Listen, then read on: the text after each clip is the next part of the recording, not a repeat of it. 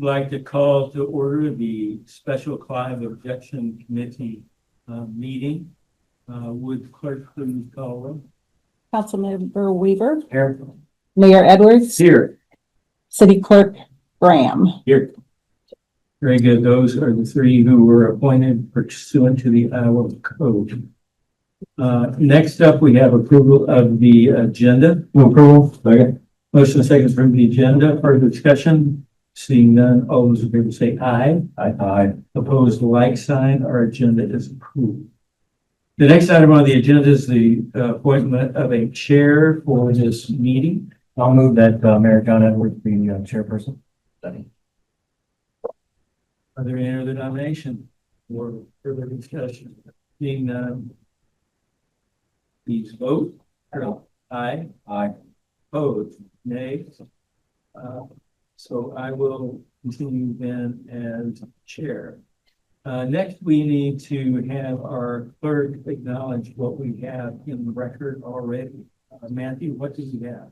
We do have a petition for a special election. We have an objection to that petition. We have subsequently 5 individuals who have voted out to have their name removed from the petition, and I have those next year, as well as some other correspondence paper or opposed to.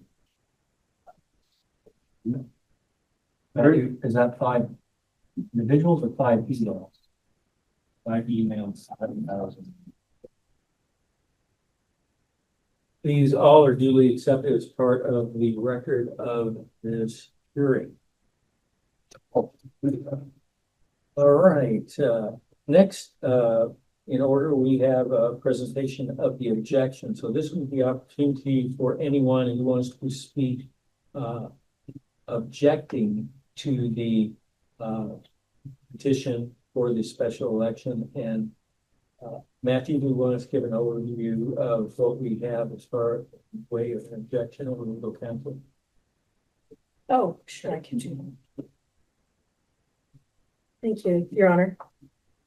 Well, as discussed at the council meeting to appoint and convene the official objection committee, the city clerk received a petition for special election pursuant to Iowa Code 372.13. And within 5 days, the clerk received a written objection to that special election petition. The objection dated June 9th is signed by a Clive resident, Mr. Brad Clark, and asserts at least 2 grounds for his objection. The first is a material misrepresentation, falsity, or omission, which is the rest of the materials and description of the objection are in the papers that are part of the record, as well as a failure to meet the number of valid signatures, which in our situation here with the electorate under 372.13, that number is 321. We need to have at least 321 valid signatures from the electorate of the city in order to meet the threshold to conduct a special election. The argument is that the signatures were invalid based on the date that the signatures were obtained. The date of appointment of Councilwoman Hocker was May 22nd. And the argument here is, as I understand Mr. Clark, is that A, the signatories of the petition do not have full facts or understand the standing of the petition, and B, any signatures received prior to 5/22 were invalid under the code. And with that, Your Honor, the objection committee is convened under 362.4 after the petition is received and governed by Iowa Code 44.8, which is a hearing here before the mayor. The objections committee is formed by the mayor, the city clerk, and 1 council member elected by the majority of the council. And at the meeting last Thursday, Councilmember Weaver was unanimously elected to serve as a member of the committee. My understanding is this is our initial meeting for the committee to review and receive this information about both the petition and the election. The petition and the objection. The committee's charge is to both check the validity of the petition and the objection. With that, Your Honor, I believe it'd be appropriate for the committee to receive comments, public comments, starting perhaps with the objection. Very good. Are there any questions before we proceed? And what kind of publicity can we provide, Matthew, for this meeting? There's a public hearing notice published in the Des Moines Register, as well as the agenda being posted at City Hall and being sent out to all of our media outlets. Very good. Thank you. Just want to acknowledge that we did have notice of the. Very good. So now is the time and place for those who want to object to come forward and. Okay, can hear. All right, now is the time and place for those who would like to object to the petition to have a special election to come forward and speak. And if you would come to the podium, identify yourself with your address, be part of the record. So would anyone like to come forward and speak on the matter of objecting to the petition? If so, please come forward. Please, again, state your name and address for the record. Kurt Hansen, 12209 Sunset Terrace in Clive. So what do you have to tell us? Well, just speaking with Ted, I'm hearing I'll relay what he has told me is that there's a potential for this special election to come and cost quite a bit of money for the town, for the city of Clive. And we have a general election coming up a short time later, and we just feel that that's a waste of taxpayer funds. And were you asked to sign the petition? I was not. Very good. Thank you. Thank you. Would anyone else like to comment or object? Good afternoon, committee members. My name is David Bell. I live at 15147 Bryn Mawr Drive, Clive, Iowa. My comments today are to request that the committee please look at the past to clarify what's actually been taking place in the current situation. Back in 2021, we had a very similar situation. There was more time between the general election and the special election that was requested. But what was seen was there was an escalation in hyperbolic statements on social media and through certain parties that would be more on the national and state level of government versus city, much more partisan. And what I had found, or what I experienced during that event was, how do I put this? Well, if we could back up just Yes, for a moment, Mr. Bell, could you indicate what your role was at that time? Absolutely, I sir. think that'd be helpful for everyone. Yes, sir. Back in November of 2020 and then December of 2020, if I'm not mistaken, I was nominated as a city council member to replace you, sir, when you became mayor. Subsequently, after the special election was requested, we had a very brief period of time, about 6 weeks in the month of February and March of 2022, if I'm not mistaken.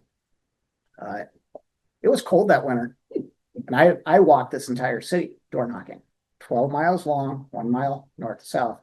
I walked that entire city over those 6 weeks, door knocking and getting to know people. And every day beyond just doing that and trying to get to know folks. And as an introvert, I can tell you that is a difficult process, but nonetheless, did it. But there was also the fight every day on social media where they were saying things that were not actually true to try to get people to get motivated to get out there and vote during the special election.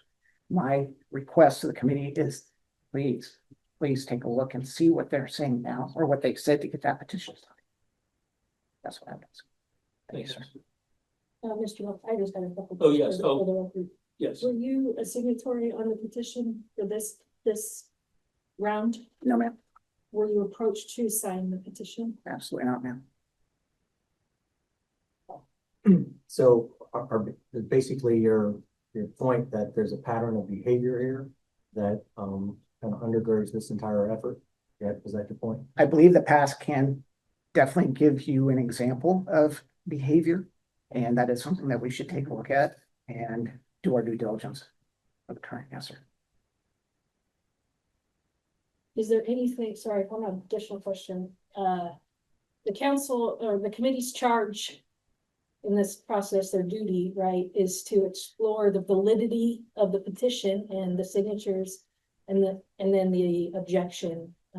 Is there anything further you I guess, have factual information about the validity of the petition for us to share beyond just the experience of both events? Ma'am, I would be very curious to find out what was said to the individuals that were signing said petition. Thank you. Yes, ma'am. Anything else? for Mr. Bell? Thank you. Thank you.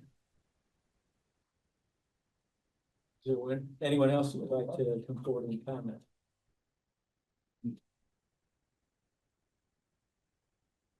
Hopkins? Please identify yourself with your address for the record. I am Kenneth Popkin, I guess it is, 8679 Primrose Lane. I've been a resident of the city of Clive since about 1979.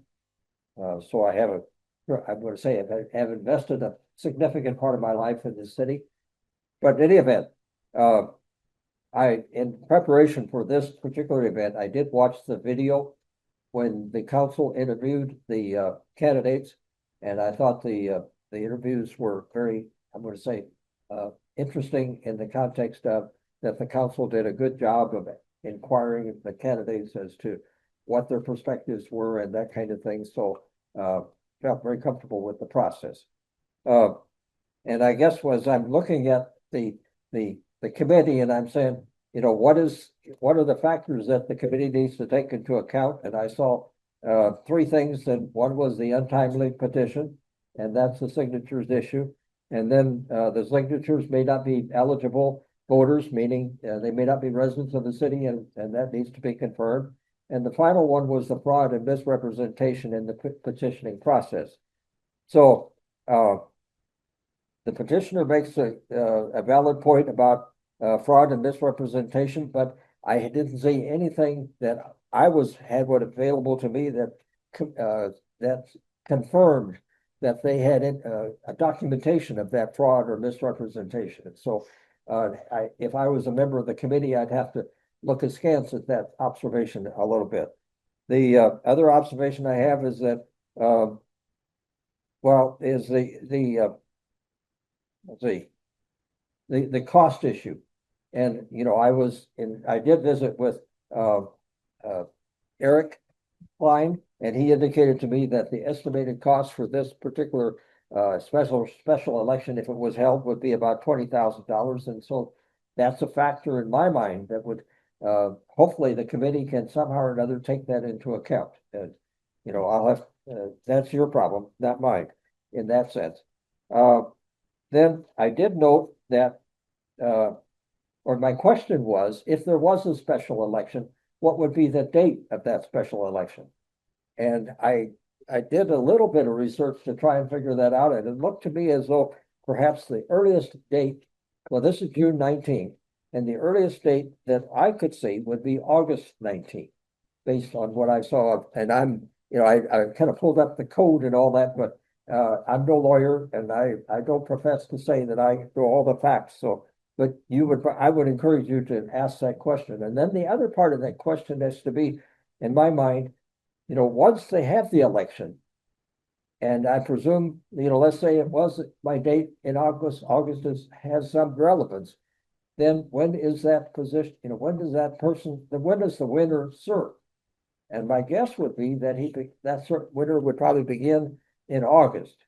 And the last, you know, and then I noted that the council meets on the second and fourth and Thursdays.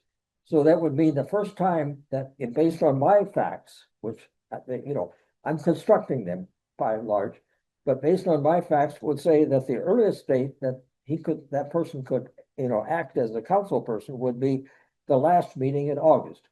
And then it would be in September and October. Then I ran into this question of, okay, now if we have this special election and this individual was now serving, is that that position, I think, is on the ballot in November. It is not. Not if it's a special Okay. election. There's my fault in thinking. Okay, so thank you. We'll go on then. And then I guess the final, or a couple final thoughts are do the people who are circulating this petition, I'm not acquainted with the individuals involved. I didn't sign the petition. As far as I know, I was not asked to sign the petition. My question would be, is there a private agenda? And I'm asking myself in the context, that question would be, is that a factor that can be taken into account in this, by this committee in the context of determining whether there should be a special election? So, I guess I close by saying, haven't been involved with the city in the context of any kind of professional activities since I was on the Board of Adjustment for a number of years and resigned from that.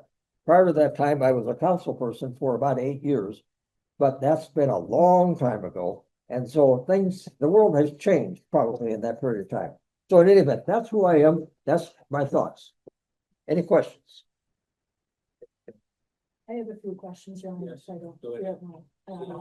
Officer Hopkins. Yes. Thank you very much. I just want to go through each of what I'm going to characterize as objections you've raised. Okay. You've called them factors, Yes. right? The charge for the commission is the petition valid? And what is the definition of valid? And you're suggesting some of these things should go into whether or not it's valid. That's right. Okay. I will share with you as far as the timing of the petition. 372.13 provides 2 windows of timing for submission of a petition.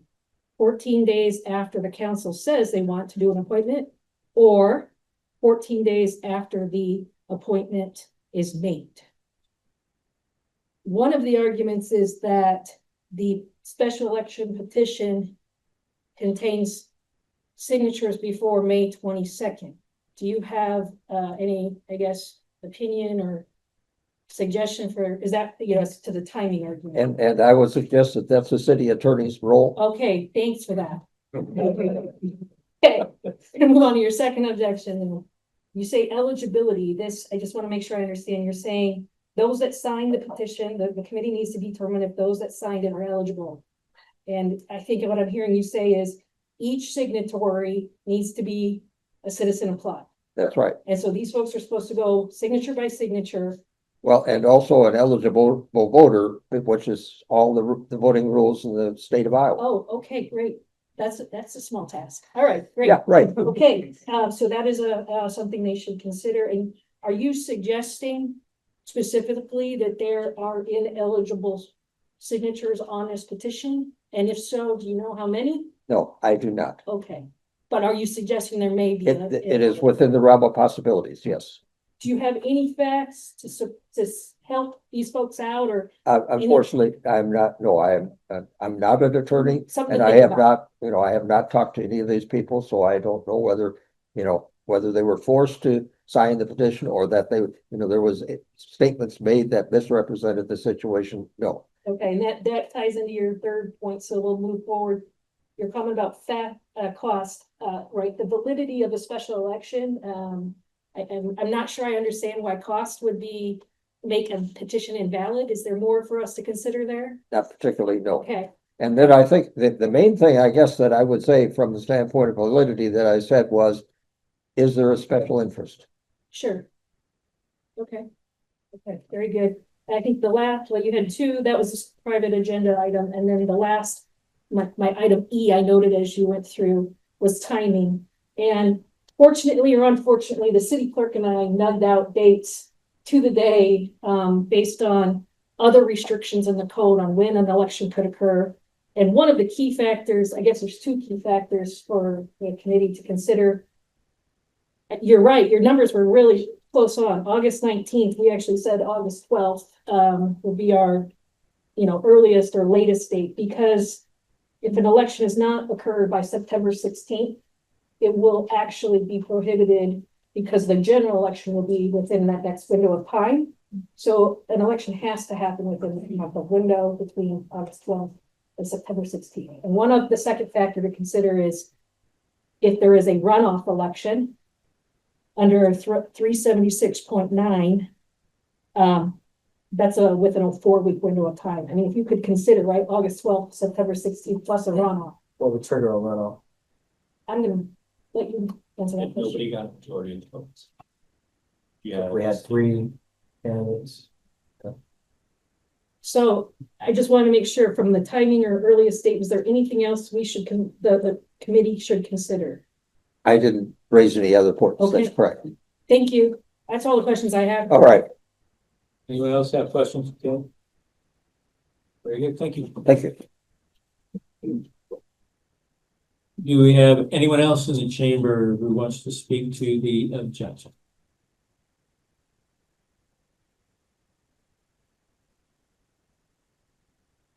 Robert Wilson, no longer a citizen of Clive. And then 16002 Aurora Avenue, Urbandale. 6 houses away from Clive. I realize as a non-resident of Clive, I may not have too much standing to speak here, so perhaps we'll consider an amicus curiae brief. I have deep and abiding respect for those who sit on the council of Clive as a former Clive councilman. I went through the signatures. I think there's a question of eligibility as to signatures that you ought to take a look at. You're supposed to identify these folks and make sure they're eligible to vote. They don't have to be registered voters, but they have to be eligible. Well, when someone does this and just scrawls their name, how do you identify that? If you notice on a couple of the petitions, the people who were soliciting the signatures, they kind of picked up on that. Now, in a couple of places, they printed the individual's name over the illegible signature, which suggests at least those folks understood that you had to have a name that you could identify. But that only happened, I think, on 2 or 3 of the petitions. I think you got a problem with eligibility where there's no contemporaneous printed name. And we're not like in a general election where if you were in front of a poll person and there was a question about your signature, you could take out your ID card or your driver's license and they could all right there on the spot compare your signature. You all don't have that ability. I noticed in one case, I don't remember what piece of paper it was, but the individuals were Faye Greiman and Chuck Greiman in Clive.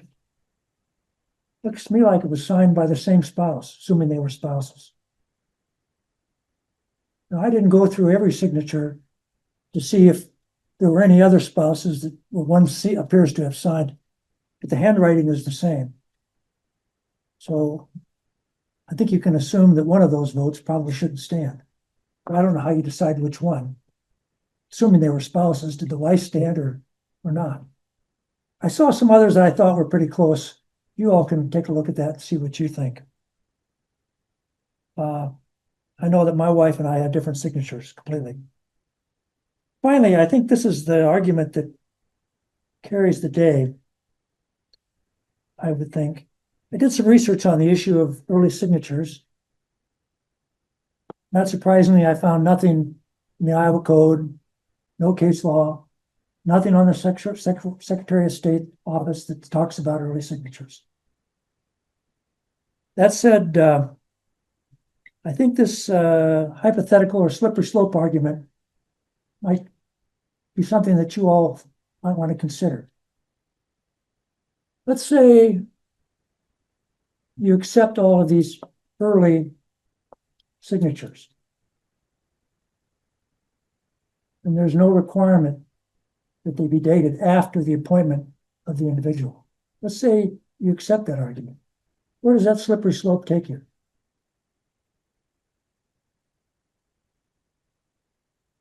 That means next year, when you have a similar situation, and you have to appoint a council person, all of these signatures,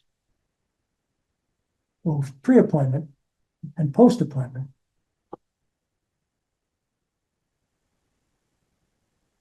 apply. And for the year after that, and for the year after that. Because you've not acquired those signatures be dated after the appointment. There's no limitation on how often these signatures can be used, is there?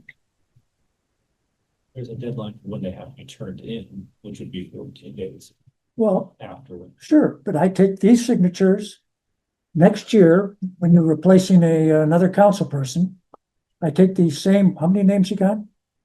Total? Over 500, I believe. 500.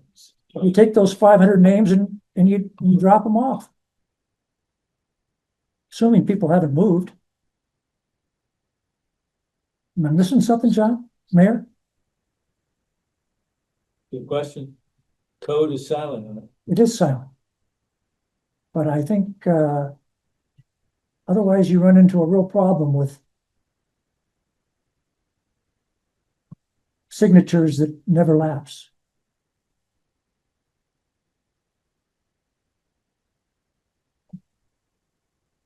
Any questions of this non-Clive citizen? Although I'm within 6 houses of Clive out there in Western Urbandale. I would address the standing argument, yeah. There is no requirement per se, an objection can be made by anyone. So there you go, you're all right. But I understand that, but I just anything else? Do you have any questions? No, obviously I didn't sign the signature that It's a good thing. yeah, that's right. With the code being silent on the 2 windows of time that people can turn in those petitions, what meaning would you attribute to those 2 windows? Is one for something specific and the other one for something else, or are both of those windows for the same thing? I don't know. All I know is that if you accept these early signatures, you're saying these early signatures can be used in any future appointments. Unless we set the parameters. Yeah. Since the code is silent.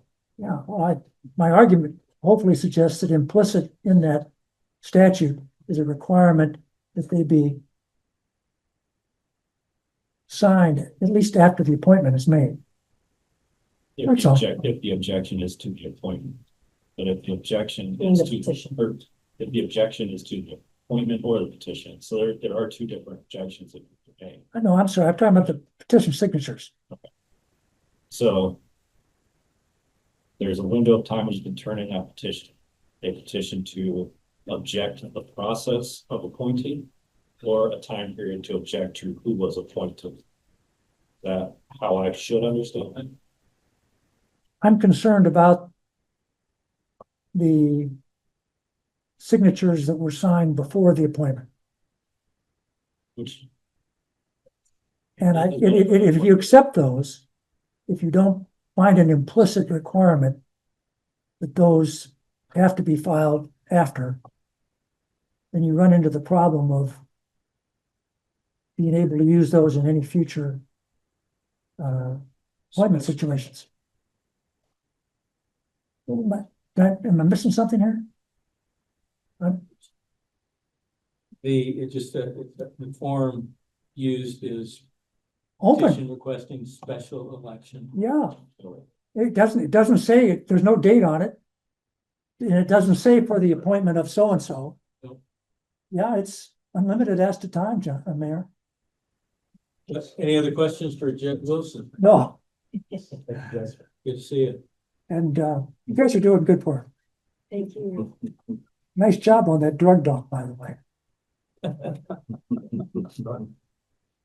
Mr. Chairman, might I make one additional point? Please, Ken. As I was reflecting on this, I said to myself, I sat on the council. And my perspective was, were I to have been on the council making the decision about whether to appoint or to call for a special election, I would have done the same thing that the council did. So that's my observation, Why is that, Ken? just because it just seemed reasonable. As a council person, I clearly would have listened to all the, the factors that were to be considered by the council. But in the end, I'm not hearing anything that would say that my decision would have, at the time, would have been anything different than, yeah, we need to appoint rather than have a special election. But, And okay, now that, And I think it's a matter of public record.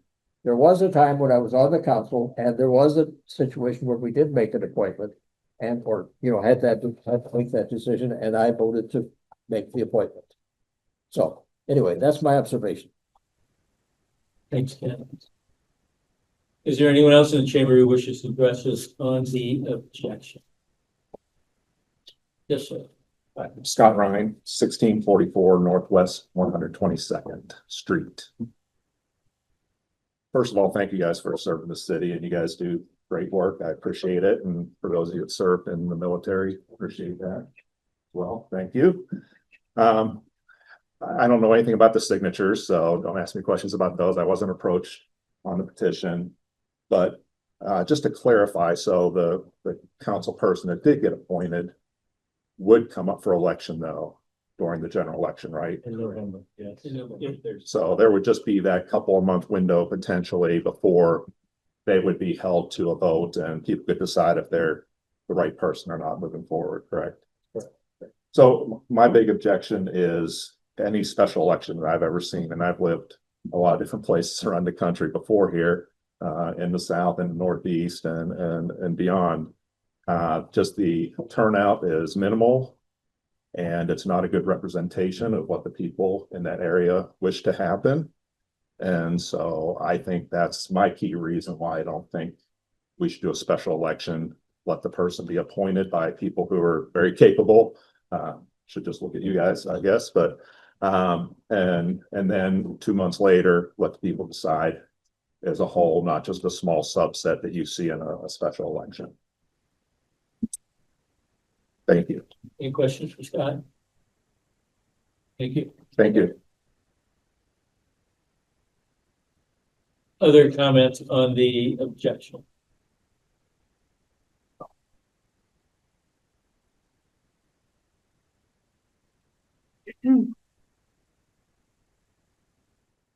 Your Honor. I'm Susan Judkins, 14067 South Shore Drive in Clive. I am a member of the council. I do have one experience that goes potentially to the omission consideration. And that is on May 9th. I remember the day because I was in Washington, D.C. I took a call from Kay Mackey, who was out collecting signatures for the election. She had gotten a question that she was uncertain whether the answer would be a school board or city council issue. It turned out to be school. But I said to Kay, just so you know, I do not plan to sign the petition. I'm not actively working on it, even though I am a member of the Clive Democrats group, which is the group that was working to solicit signatures. And I said, I realize there is a call for saying that the people need to have a voice, that was the stated reason for collecting signatures, but that the election would be happening where the people would have a voice at the general election in November. And that election would fill the remainder of the open term. It would be for those 2 years. And Kay said she had not been made aware of that. And she asked me, what are we doing out here collecting signatures? And so I don't know how many signatures she may have gotten. But she did not have the information to present to those who were signing at her request, indicating that they wanted that election just 2 months or so earlier than the general election.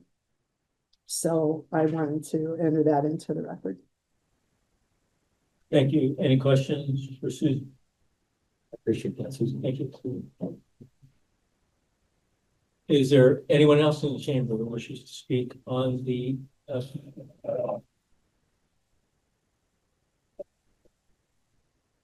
okay. Do we have anyone online?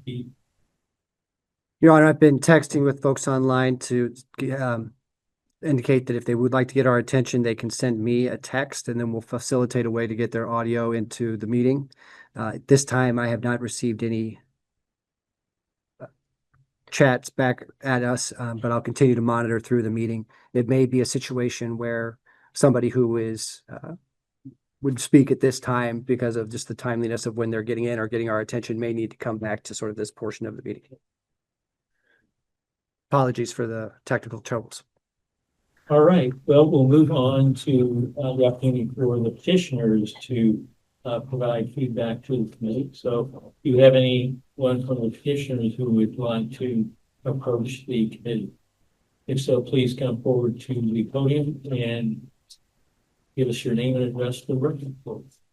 Evening, folks. I'm Lila Starr, 1614 Northwest 99 Court of Clive.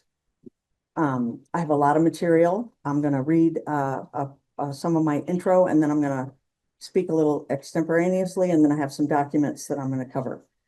I've lived in Clive for 28 years. It'll be in August of this year. My family and I have loved living in this community, raising 2 children here, and participating in a wonderful and robust community life.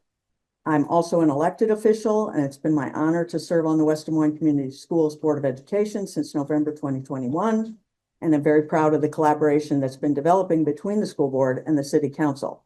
I want to make it clear that I am speaking today about an issue of importance to me only as a resident of Clive. Before I make other marks, I want to make a formal record on behalf of myself and others who've worked really hard to obtain the necessary signatures to ask the city to hold a special election that I believe Councilman Weaver has already disqualified himself by making very, very biased remarks on social media. Hang on. I believe his position has been made clear that he is not prepared to hear all information regarding what's before this objection committee, and to put all of the information ahead of making any conclusions. I have sought his removal from this committee in writing and have been told that it might require a vote of the full city council before he could be removed. I have no wish to prolong movement toward a special election even more than it has already been delayed by his actions and by those of other council members and the process itself. But I'm very committed in my belief that he has already made his decision about this matter. Given the extent of the similarity of his comments on social media to those of the author of the objection, I believe they may have been working together to seek to avoid the special election. In order to avoid further delays in this process, I would ask Councilwoman Weaver to recuse himself from the process. All right. I brought with me today a document including 22 pages. In those pages, I made a genuine effort to provide all major steps in the process of how we got to this place today. Beginning on January 23rd of this year, when Shrikant Mikalaneni informed the council that he would need to move to Arizona to take a new job and would be moving his family there.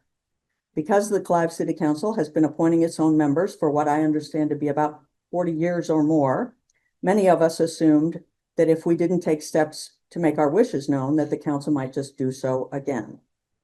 In 2021, when Mayor Edwards was elected mayor of Clive, it wasn't long thereafter that some of the same people you're hearing from today worked to secure a special election that resulted in the election of Shrikant in March of 2022. I informed the council of our intention to do the same thing on April 10th, which was Shrikant's last meeting of the council.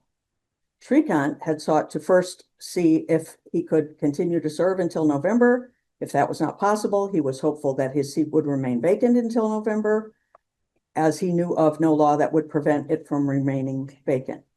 In the absence of that option, he hoped, as we hoped, that the council would promptly schedule a special election to fill the seat. A lot has been made of how close the special election now will be, if it goes forward, to the November election, and implications that have been made that it is mostly the fault of those of us who collected the signatures. We take issue with that. We feel strongly that a special election could have happened by now if the council had moved promptly to decide to schedule a special election. So I do think it's very unfortunate that we find ourselves here at a place where the special election may now be August or even later. I understand the optics of that are not good, but that's really not an issue in the law.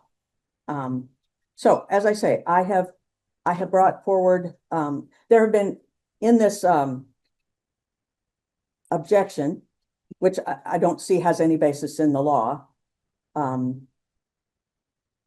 There's a lot of innuendo about the possibility that misstatements were made, or that something misleading was done, or that we characterized the council as having behaved in an unethical or an illegal manner. I know of no one who did such a thing. I certainly didn't myself. There were about 18 people involved in collecting signatures. I've spoken to all of them, and none of them have any idea why anyone would say that we maligned anyone on the council and so forth. What I have done in my 22 pages is I have tried to produce everything that we have sent out via email or put in writing with regard to this process. And again, beginning with January of 2025, and we have included some comments from some of those who have served as volunteers. I want to just, I guess, go through a few things and just talk about dates. So on February 27th, there was an article in the Des Moines Register that said Shrikant had announced his resignation, and his last meeting would be April 11th. Now, that is as compared to the council knowing that he was resigning a month earlier than that. So let's say, you know, the day the Register announced publicly that he had to resign was February 27th. 2 months from then could have been a special election. So that's not us trying to tell you what the law is. That's just what seems clear to us, is that there was plenty of time to do this at an earlier time. All right, so then the Des Moines Register had an article on March 18th that said the council had decided to take applications for appointment and that those would be due on April 23rd. The original date for making the appointment was scheduled to be May 1st. There were interviews that took place on May 1st, but as I understand it, one of the applicants wasn't available on that date. And the council kindly delayed by another meeting, but that made it such that the final decision about the appointment wasn't made until May 22nd, I believe. Again, no fault of anybody's, certainly not the citizens of Clive, but I just say these things to point out that the time frame was there. This could have happened, the special election could have happened much earlier. Okay. We were informed, and I got the information from Jamie Fitzgerald, the county auditor for Polk County, that 511 signatures would be needed. Very much later in the process, and in fact, after we had submitted the petition with 591 signatures, It was only then that we learned that as a result of some miscalculation, the minimum required number of signatures was only 321. So we have almost produced twice as many signatures as were needed. Okay. Let me see. There has been a lot made of the cost of a special election. There is nothing that I think any of us have found in the law that says that this council or this city of Clive is allowed to take cost into account when the citizens petition for a special election. It is my understanding that the election that took place, special election in 2022, the cost was $8,800. I asked for a detailed breakdown of that cost, and all I got was that it was $8,800. I also understand there's cost sharing, and it's still not clear to me whether that was $8,800 that the city spent, or if that was the total cost, which was split in some way with Dallas and Polk counties. Not my issue. I'm just talking about it because lots has been made of the cost. I also understand that out of that $8,800 of the cost in 2022, only $6,800 was the cost of the election itself, and another $2,000 was spent in attorney's fees while the council tried to figure out how to not have the special election and jacked up some attorney's fees as a result. I would be very interested in knowing if we calculated the cost of the time spent here today, of the time of the city's attorney, and so forth. I'd be surprised if that wasn't as much or more than the cost of an election itself. I was told early in the process again that the estimated cost of a special election this time would be $15,000, which then somehow later morphed to $20,000 without explanation. But at $15,000, that was going to represent 0.06% of the city's $25 million general fund. And I understand the general fund is just one pot of money, and the overall budget of the city is something like 183 million. So even at $20,000, the cost of a special election is a fraction of a percentage point of a budget for the city of Clive. So I frankly don't get it, why there is being so much made of just how expensive it is to have a special election. All right.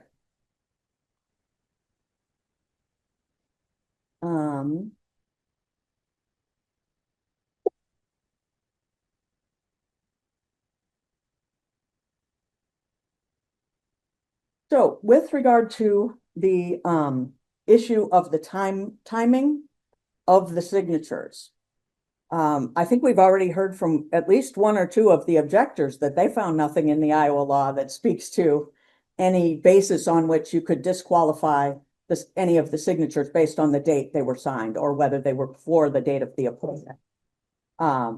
Matthew reached out to me on May 5th to say, hey, I'm just wondering, do you know if the county election officials might have a problem with any signatures that are obtained before the appointment? I had already spoken to County Auditor Jamie Fitzgerald about that very issue and found he didn't have an issue with it. But I called him again in response to Matthew's nudging, and I said, here's the thing. Are we going to have any problems with any signatures that are obtained before the appointment by the council? Jamie said he knew of nothing in law that would give a basis for any concern about that. But he said the city would be the ones who would have to come up with a reason to object. So I wrote back to Matthew and pointed out that I informed the city at a public meeting of the city council on April 10th that we were already obtaining signatures on a petition to ask for a special election, and that we certainly would have expected to hear from the city right away if they were going to make any objection to that. And I asked specifically, I said, please let us know ASAP if the city of Clive intends to challenge any signatures that we have already obtained or others obtained prior to the appointment, because obviously we would want to have some discussion about that. Okay. So the appointment of Brianne Hocker was made on May 22nd. I do want to make it very clear. This has nothing to do with who you appointed.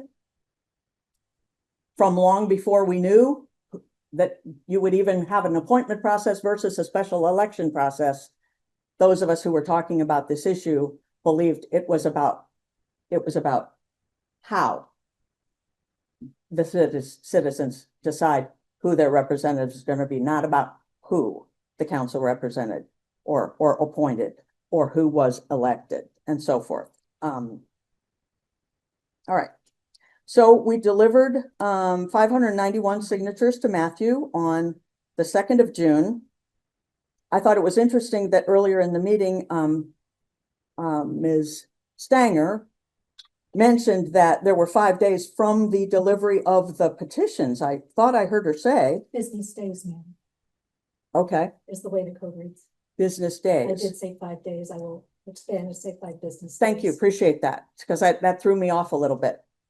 So I presume you've made sure that June 9th, which was apparently the day the objection came in, that was within the 5 business days of when we delivered the petitions.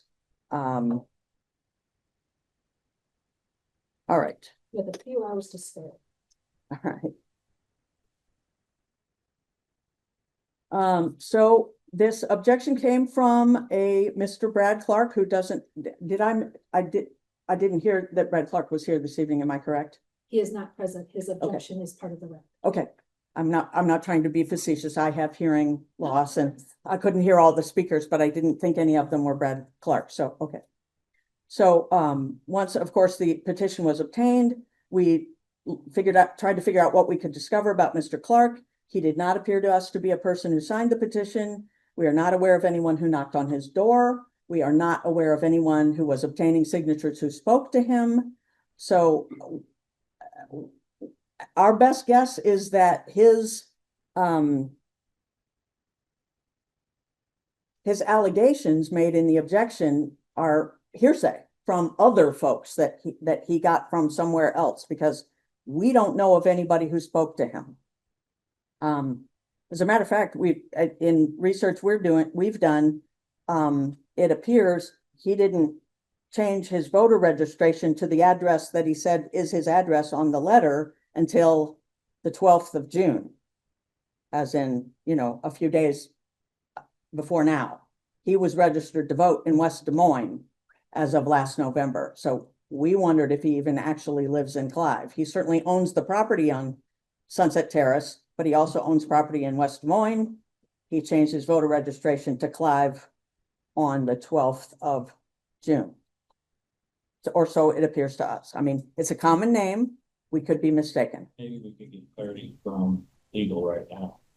Can somebody who doesn't live in Clive raise an objection? Yeah, I think I gave Mr. Wilson a hard time about that earlier. The statute for objector is broad, to say the most. It says an objector. You don't have to be a citizen or an electorate of Clive. It can be anyone who submits an objection.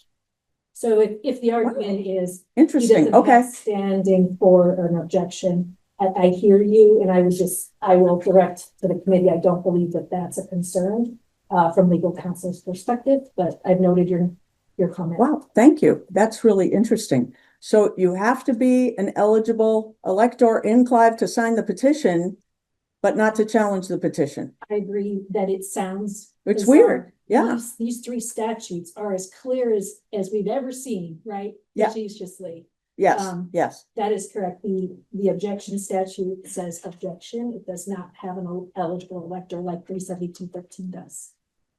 Fair enough. Weird, but okay. Yeah, standing is a general judicial concept of somebody who may be harmed. And so I think, if I've made a note that you have concerns of his standing, and now if the committee has concerns about that, we can talk more about Sure. what that doctrine looks like. Thank you. Appreciate that. I also will address the hearsay concern as well. I think there's plenty of hearsay among everything. And fortunately, I'm not one of the decision makers, but we do have a quasi judicial proceeding tonight. The rules of evidence are loosely applied. The rules of Robert's rules are loosely applied, but There's always a judicial review opportunity following this proceeding, but this is a quasi proceeding. Nobody is under oath here, so. I understand. I'm sure Scott was a big fat liar, 30 minutes ago, I, right? I, Sorry. That's all right, I'm good for that. But I mean, in the Yeah. context of. For the recording, For the recording, we'd like to clarify. I was joking, Scott. Thank you. Thank you. Yeah, this will go to a district court judge. Blah, blah, blah. But for the purposes of the proceeding, nobody is under oath. right, They right. all do have to consider veracity of anyone who's telling them anything. So it is one of those loose testimony type of things, but noted as well. Thank you. Thank you. Thank you. Well, then I'm glad I at least raised those concerns. I am not here to indict Mr. Clark, but I just wanted to put the information in front of you. All right. Included in the 22 pages I'm going to present are 4 separate social media posts posted by not just Ted Weaver, but City Councilman Ted Weaver, acting in his official capacity as a council member for the city with bias, clear bias on social media. And I've got the text of those messages included in the pages I have here. Ms. Stark, I think you had started with that. If you don't mind, I'd like to just explore. I think your question early on, or your ask, was a disqualification of Mr. Weaver based on this bias or decision that he had already made up his mind. I think I'd like to just explore that just a little bit, if you don't mind. Okay. So you're requesting that he rescind or recuse himself from the committee because he has bias, or he has interest, I guess, or an opinion about the matter. And he's expressed it publicly. So from a Yes. conflict of interest perspective, I did. And he's explore- nodding Yes, in so response to I'm that. sure he'll have a So- chance to respond, but so, if you yeah. don't mind, I would like to make sure I understand your concern. Uh-huh. From a conflict of interest perspective, does Mr. Weaver have any pecuniary or financial gain from having an election or not having an election, to your knowledge? Does he financially benefit from having an election or not having an election? I would certainly be shocked if he did. Okay. He's certainly talking about the cost a lot. Sure. I mean, he's really thinking, boy, that $20,000 is going to break the bank for Clive. Well, But, everyone can but- have an opinion. but, Fine, you know, I'll no, read I copies, but don't think he understand. has to pull a single dollar of that out of his pocket, nor does he benefit from the expenditure in any way. So from our perspective legally, what I'm most concerned with when one of these members needs to recuse themselves, is there some sort of pecuniary interest or conflict of interest of them individually, that they have like a relationship, a personal relationship? Is there any knowledge that I should be aware of that Mr. Councilmember Weaver has? So we've crossed out financial gain. So any other sort of like conflict or personal relationship that I should be aware It of? is my understanding he is a personal friend of Brad Clark. Okay. And the things that Brad Clark says in his objection mirror very closely what Ted Weaver is saying on social media. So collusion is a word that comes to mind. Well, collusion has some specific legal elements that I haven't quite heard yet. All but right. From a conflict perspective, I guess I want to, does he benefit or personally benefit if there's a special election or not an election, to your knowledge? Is somebody in his family or close relationship? Not that I know, Not that- no.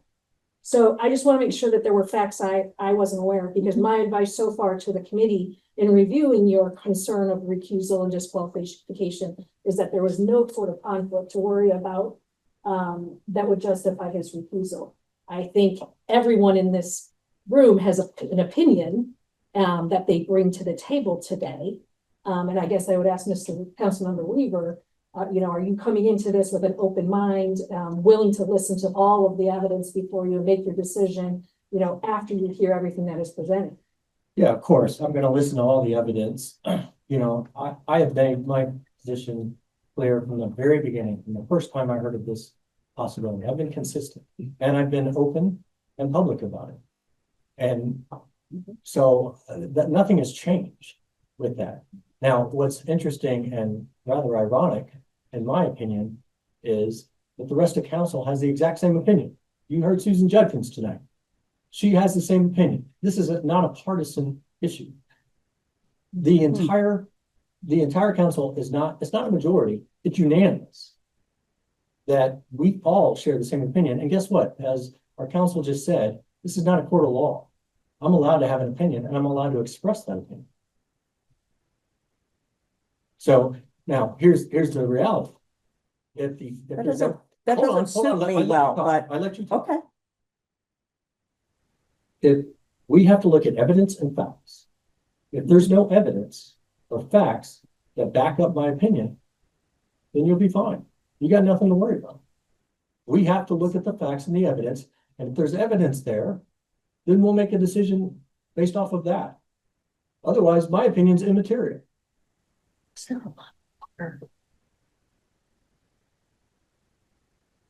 Okay, thank you for clarifying, both of, I think we've covered that issue. Again, my perspective is there is no need for any sort of recusal, or conflict. And I think, Ms. Starr, you had left off with the social media post, were there other points that the committee should consider in your petition? Indeed. I wanted to point out that among the documents that I'm gonna give to you to make copies of, we have letters from multiple members of the group that solicited signatures for the petition. Catherine Bailey has provided comments. Is Catherine's in the room? Yes. Catherine may want to speak on her own, but she has provided information that I've copied into this document to clearly say no, there's nothing to what the allegations that are made in the complaint that she knows of. Similar information is available from Trip Reitzel, who is also in the room, from Kurt Hollebrands, who is in the room, from, hang on, Deshay Engler, who provided a statement that's included here, from DJ Hassel, who is another person who helped collect signatures and provided a statement. Then let's see, thank you. Mr. Hollebrands has sent his objection directly to Matthew, I believe, so that's been received. One he sent me is almost not readable. It's very small. And I was able to. You bet. I'm sure he's got that with him, I hope. All right, I'd like to take a moment to just talk about to respond, I guess, to the objections we heard earlier. I wrote down, I believe we had 6 folks speak when it was time to speak about the objections. The first individual was not objecting to the petition. The second individual, Mr. Bell, was not objecting to the petition, but does seem to have an issue with the Iowa law that permits citizens to petition for special election, and that's a legislative issue. That's not our issue. The third person who watched the interviews and felt like it was, liked the process. I also watched the interviews and I thought it was an okay process. That it's just not the process that we prefer. There was a discussion of fraud and misrepresentation, and the person, supporting the objection was saying, but there's no documentation of fraud or misrepresentation. Thank you. I absolutely agree. There was no fraud, no misrepresentation by anyone. There was again a discussion of the cost. As my understanding, the committee isn't allowed to consider the cost, so I'd love it if we could stop talking about the cost, but we'll talk about it as much as we need to, apparently. The date of the election, again, thoroughly unrelated to the validity of the petition. I'll be the first to agree that it will be unfortunate if this special election happens only 4 to 6 weeks before the November election. But that's not related to whether or not you have to certify the petition. Okay, so the fourth objector, not from Clive, I was gonna ask about standing. You've determined apparently that you don't have to have standing. Had a lot to say about legibility of signatures and the possibility of duplicates. I guess that sort of smacks right at the center of my integrity. I was working with 17 other people who collected signatures. We were at people's front doors. We were collecting legitimate signatures from people who reside in the city of Clive, are over 18 and are eligible to vote. The legibility of somebody's signature, I get it that you might have a concern about that, but I was gonna ask this you know, later, but I'll ask now. um, When they were taking signatures, did they request ID of the individuals signing the petition? no. So how do you know that they were over 18? We had a list from which we were working. Who I provided think that? in probably in some cases, people were not working from a list. So some of us were, some of us were not. Who provided that? I list? guess I'd have I'm to, sorry. yeah, let me finish, please. Absolutely. I guess I'd have to stand corrected. I suppose that one young woman whose signature I got at the door when I was actually expecting to talk to her mother, who had just graduated from Valley High School, and we talked a lot about where she was going to college and so forth. She, I suppose, could have lied to me when she said she was over 18, but that would be the only person in my mind who might have been a close call Sure. on whether they were 18 or not, but every signature. no, certainly not. Okay. Certainly And not. so it's possible that this committee needs to go through could go through every single name to substantiate the electoral, the eligibility under the statute. I mean, that's part of their charge. Sure, that's, of course, that's something the committee could do. Absolutely. And to that, I will just say 321 signatures were required and we got 591. What So is your response we to the wanted to argument? make sure we had plenty. Yeah, what is your response to the, while we're talking signatures, one of the objectors stated, they were illegible. Uh-huh. You know, I see house numbers are listed here, but what should the committee do with a signature that can't be read? They should probably recognize that every day in Iowa, there's hundreds, if not thousands of people signing petitions for all manner of things.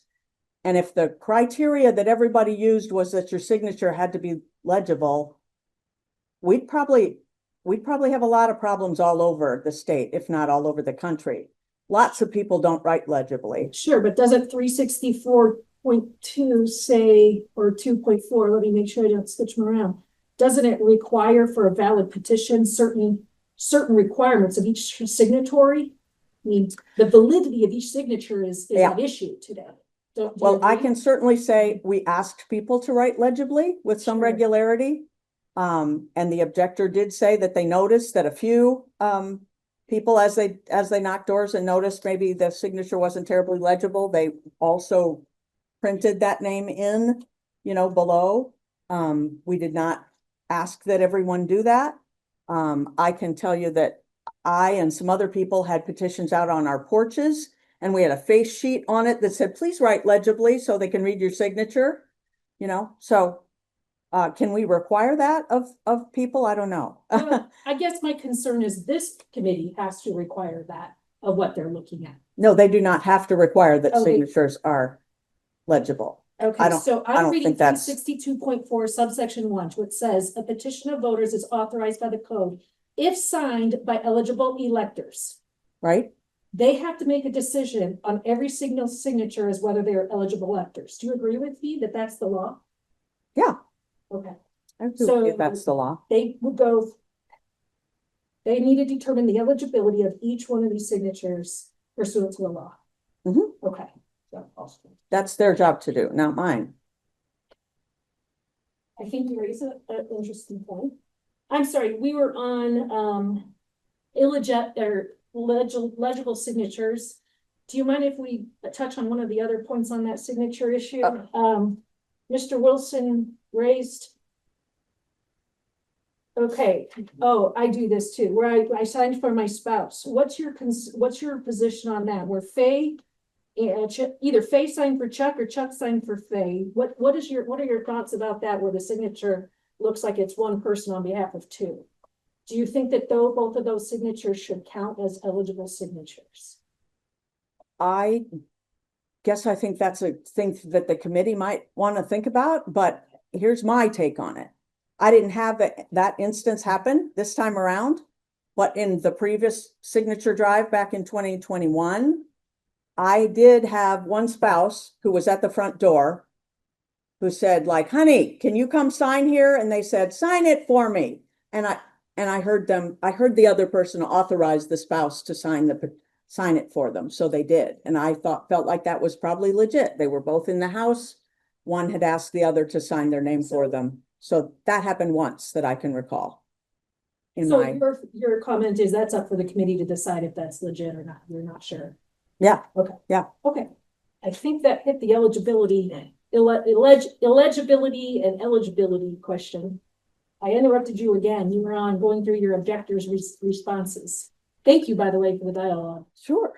So number 5, the fifth objector, again, didn't have any objection to the petition.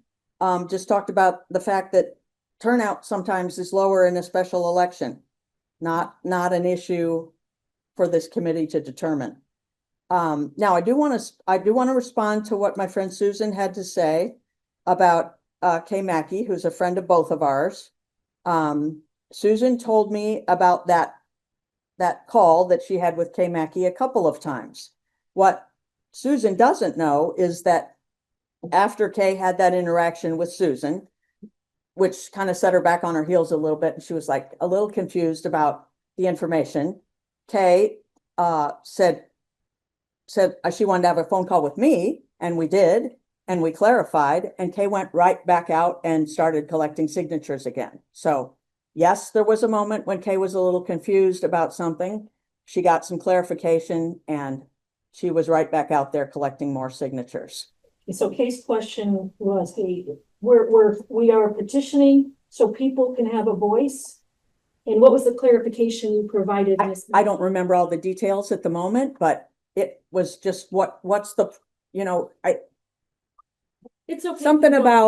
Something about whether the person, I think probably whether the appointee would have to run for re-election in November versus whether the winner of the special election would have to run again. I think that was the area where Kay was confused. And you had provided her clarification at that time? Yeah. And do you recall what you had shared with her? That the winner of a special election would serve out the rest of the term, whereas the appointee would run again in the November election, which I had clarified multiple times with Matthew and with the county auditor. And this is not my first rodeo, so I was pretty familiar with that situation. You guys were going through the volunteers were working through a list for the electors. I'm sorry. Some of us were, yeah. Some of us were not. Where did this list come from? Maybe that's something that can be validated against signatures, or where was the list? Who provided the list? The list, I have access to the list. It's the Voter Action Network. Okay. It Is gives that you, part of your it's access of, materials? no, it's not. I'm sorry. It's not? Okay. No. Was that list provided to the volunteers as far as their materials to go and do the solicitation of signatures? Well, yes, in some cases, a list was given to the volunteers, yes. To do a particular like neighborhood, like here's some people who live in that neighborhood. There's doors you can knock in that neighborhood. I didn't get a chance to take notes. What was the source of the list then?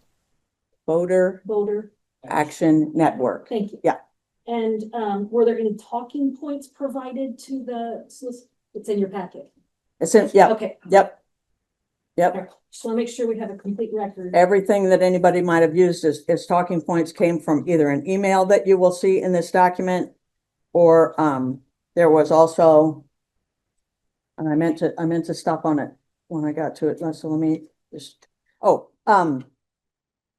we had developed a leave behind note that I know I left. Not everybody used it, but some of us had a leave behind note that if I knocked on a door and the individual wasn't home, I had a little slip of paper that I would leave at their door that said the following. We stopped by to see if you'd sign our petition to ask the Clive City Council to schedule a special election to fill a seat on the Clive City Council rather than filling it by appointment by the 5 current members of the council.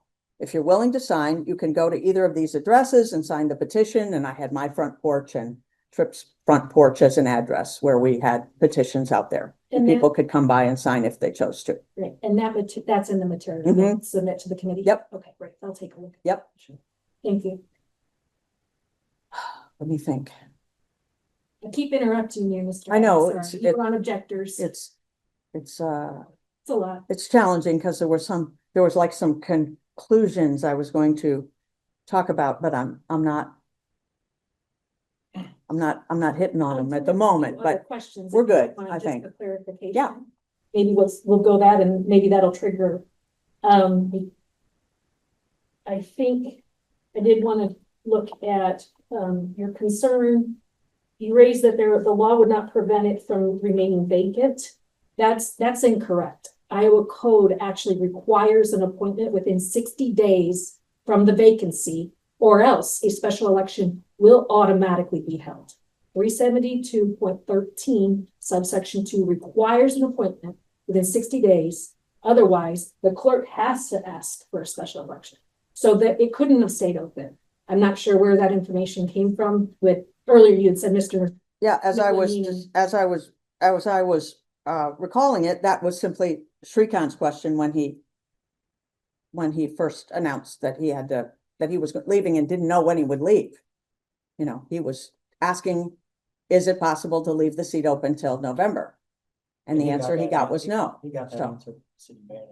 Yeah. He knew that very early on, the process. Did I in some way imply that he didn't? I was simply recounting that. My notes say that you said that the law would not have prevented the seat from staying vacant till November. At I the just time wanted he and to- I were first having that discussion, neither of us had any awareness that that the law would prevent that. Okay, well, Okay. the law does prevent that. Okay. Subsection 2A1 says it has to be filled within 60 days, which is what this council, from the date of vacancy. So that was the process they were under. Let's see. You said that we would have had a special election by now. Your petition was received in May. The law actually requires at least 32-day notice to the county before an election is set. So I just want to make sure that you understand that the law actually 32 days from the day of submitting your petition, it wouldn't have even be held. It wouldn't have been held then. Just, I want to make sure that that's clear in the record. And what I'm trying to clarify is that had the council decided to fill by special election, as we had hoped they would, it could have been done a long time ago, and no petition would have been needed. And maybe the clerk can help me. Do you recall what day the council decided that they were going to use the appointment process? I know it was in April sometime. I can look that up. Okay, I will look that up, but March 18th is when it appeared in the Des Moines Register, so. it was February 26th in the Des Moines Register. His vacancy was April 11th. Can I make a point about that? Sure. Oh, I'm sorry, no, that was when the applications were open. The timing They have been of that, of Shrikant's resignation was agreed to by Shrikant and the city manager because we needed him through the budget process. He was here, he had agreed to stay on in order to get us through the budget process and be there. His last meeting was the final budget meeting. So that was a decision that he made in collaboration with the city. It could not have been moved out prior to that. I had forgotten about. So April 11th was the vacancy, and the next council meeting actually was before that, in March. I will look that up, but the date that the council selected to fill this by appointment, my understanding is under 372.13, that starts the first 14-day window where petitions can be submitted to say, wait, don't go through the appointment process. What a waste of your time. Do an election. So like the statute has two 14-day windows in it. The first 14 days is submit the petition forcing the election within 14 days of an announcement of the appointment process, right? And That, tonight's the first time I've ever heard of that, it's in so 372. I did not know that. Subsection B, it's very clear. I'm not a lawyer, so Well, couldn't you- expect me to know that before I got here tonight, but I'm glad to know it now. Maybe that's what we'll do next time. There's that first portion, or those first 2 weeks is something they have to consider. What is the meaning of that requirement under the statute? Okay. Mhm. And then they went through the appointment process and appointed, and then there's another 14-day window for challenge by petition for special election. The way I read the petition, you were seeking, and I think your comment was, this petition is to force, or require the vacancy to be filled by election, and it has nothing to do with who was appointed or the appointment. Is that correct? Correct, It was about how it was decided. Did I make that note correctly? correct.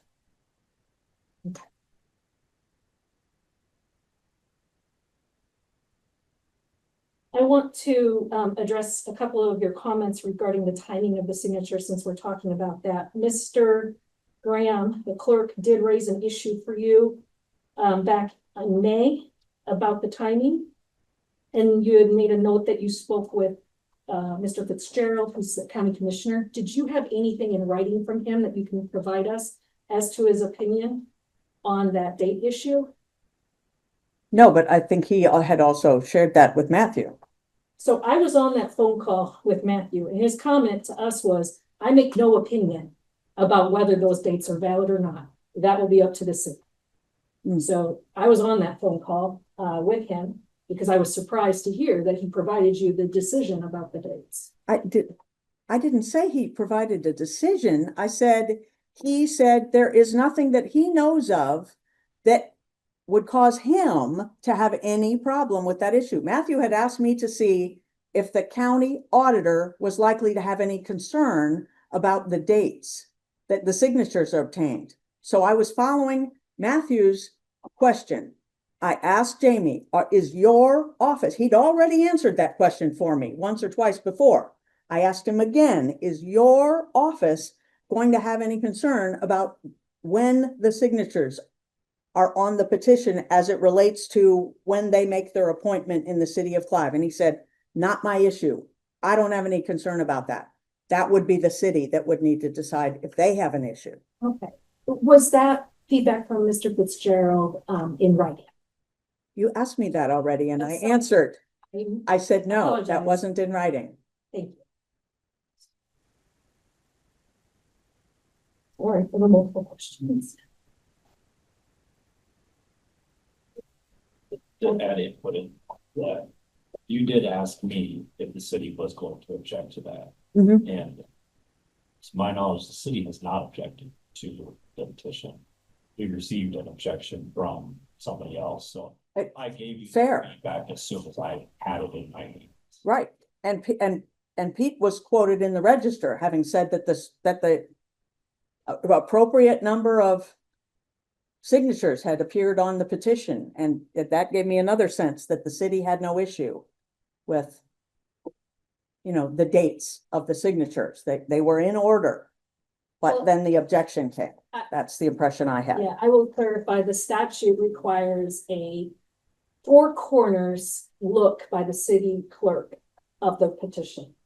He's not allowed to substantively look at every name and check ages and residency. He is stuck to the four corners of the paper. That's what the Iowa Supreme Court has said. And so that is the reason he validated the petition on the first round. And then, yes, it's not the city that raised the objection, right? It's Mr. Clark and others today, or whatever is in the record. But Well, I would argue that the others you've heard from tonight haven't raised any the substantive committee will objection. decide what they Right. think about all of that. Yeah. I'm sure they've taken your concerns into account about each of those as well. So I don't have any further questions except, for my clarification. Thank you. Any of the council members, the committee members? I would like to make a statement. A lot of them, brought up about my Facebook posts. Mhm. And let me just say that, first of all the text that was posted was reviewed by legal before it was posted to ensure that it didn't cross any lines, that it was accurate, and that it was factual. It's 100% factual and accurate. There are no inaccuracies. And you may not like it.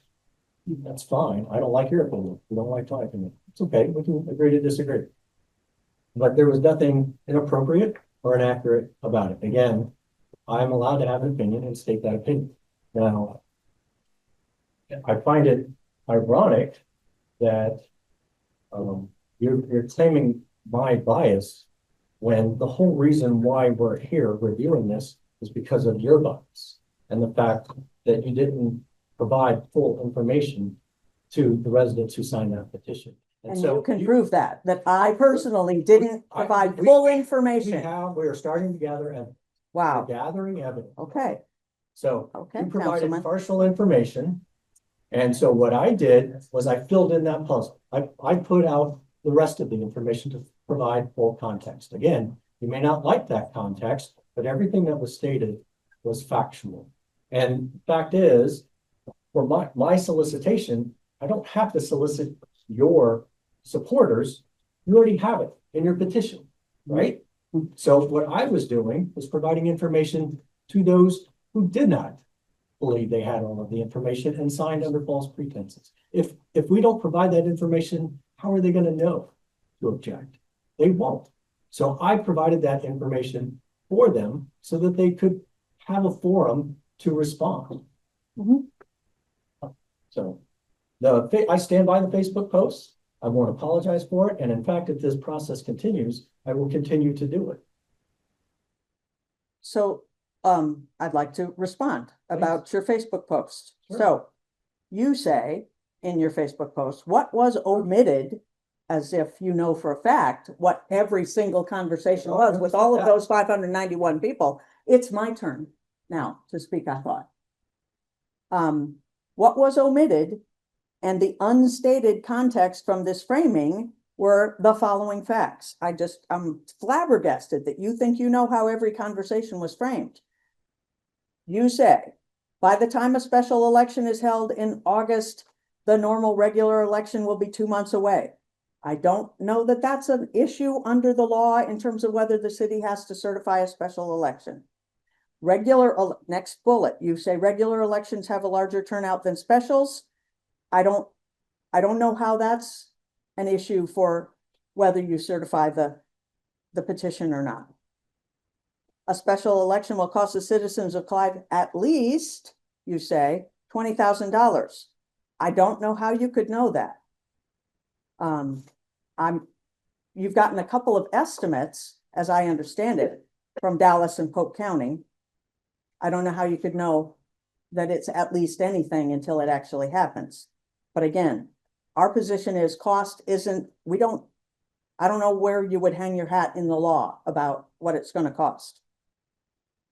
And then you say the council followed all legal duties and ethics as prescribed by Iowa statute. I know of no one who said you did otherwise. So can I respond? I didn't know if you were done. I wanted to be respectful. Are you done? At the moment, I am, yeah. Right. So my point is not what can be certified under the law. My point to the residents was what information was provided to them. Are you providing half truths or are you providing the full truth?